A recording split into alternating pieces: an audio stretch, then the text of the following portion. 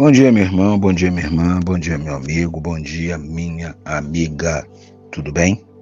Nós estamos lendo, refletindo e estudando o Evangelho de Jesus segundo João, e hoje eu quero ler com você no último capítulo do Evangelho de João, no capítulo 21, e eu quero ler a partir do verso 1 que diz assim: Depois disso, Jesus apareceu novamente aos seus discípulos à margem do mar da Galileia.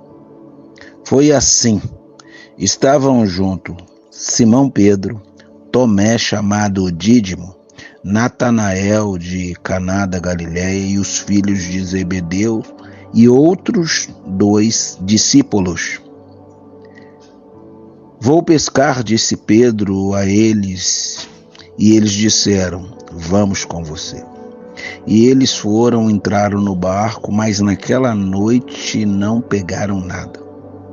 Ao amanhecer, Jesus estava na praia, mas os discípulos não o reconheceram.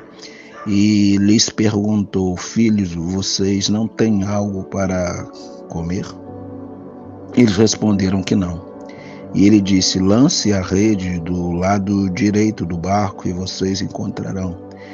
E eles lançaram e não conseguiram recolher a rede, tal era a quantidade de peixes. O discípulo a quem Jesus amava disse a Pedro: é o Senhor. Simão Pedro, ouvindo-o dizer isso, vestiu a capa, pois havia tirado, e lançou-se ao mar. Os outros discípulos vieram no barco, arrastando a rede cheia de peixes, pois estavam apenas cerca de 90 metros da praia. Quando desembarcaram, viram ali uma fogueira, peixes sobre a brasa e um pouco de pão.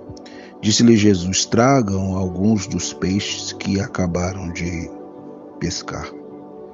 Simão Pedro entrou no barco e arrastou a rede para a praia, e elas estavam cheias de 153 peixes grandes. Embora houvesse tantos peixes, a rede não se rasgou. Jesus lhe disse: venha comer. Nenhum discípulo tinha coragem de perguntar: quem és tu? Sabiam que era o Senhor. Jesus aproximou, tomou o pão e deu a eles, fazendo o mesmo com o peixe. E esta foi a terceira vez que Jesus apareceu aos discípulos depois que ressuscitou dos mortos. As pessoas que eu conheço dizem que a pesca é um ato terapêutico. É lógico que para as pessoas que não têm a pescaria como profissão. A pesca é um ato terapêutico, por isso que quando as pessoas estão de folga ou tiram férias, geralmente vão pescar, porque a pesca alivia o estresse, além de ser um hobby muito gostoso. Esse texto que nós acabamos de ler é o texto que os teólogos e a teologia vai chamar de pesca maravilhosa, entre aspas. Porque se nós formos nos recordar, no início Jesus chama os seus discípulos e eles deixam as redes jogadas lá.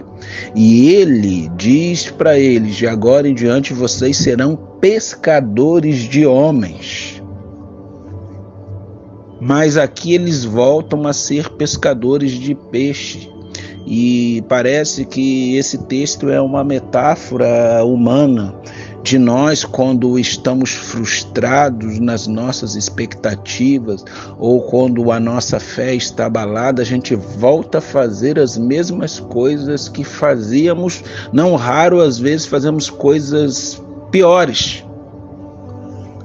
Então eles voltam a pescar porque estavam em crise, porque não haviam entendido. Será que Jesus ressuscitou de fato? Se Jesus virou um fantasma, será que ele vai embora e vai deixar a gente? Porque ele já apareceu 2 vezes para a gente, mas a sensação de impotência, de medo, de frustração ainda não acabou. Então eles foram pescar, e na pesca eles ficaram mais frustrados porque durante a noite inteira e não pegaram nada, e só pegaram quando Jesus ordenou que eles lançassem a rede do lado direito. E aí o entendimento dos olhos do coração abriram e o discípulo amado diz: é o Senhor. Pedro se lança e vai ao encontro do Senhor. E uma coisa que me chama a atenção é que quando eles saem do mar e chegam na praia, já tem uma fogueira, e naquela fogueira tem peixes assando e uma porção de pão. O que a gente aprende? A gente aprende que quando a gente está na missão de pescadores de homens, ou seja, pescando no barco do reino de Deus e com a rede do evangelho, Deus provê. O milagre acontece no contexto da missão de Jesus. O ressurreto, embora tenha voltado para a glória do Pai, ele não nos abandona através do seu Espírito, o Espírito Santo, que age em nós. E aqui eu entendo que é o ponto de inflexão que os discípulos entendem de fato e eles se convertem. Aqui há uma metanoia, uma mudança de mente, que eles entendem que Jesus de Nazaré agora é o Cristo ressurreto, que não está mais na pessoa de Jesus, mas está na pessoa do Espírito Santo, que vai habitar dentro deles e que vão fazer com que eles sejam pescadores de homem. Que Deus abençoe a sua vida e que você possa entender as palavras do Mestre. Você agora é pescador de homem, barco do reino de Deus e a rede do Evangelho.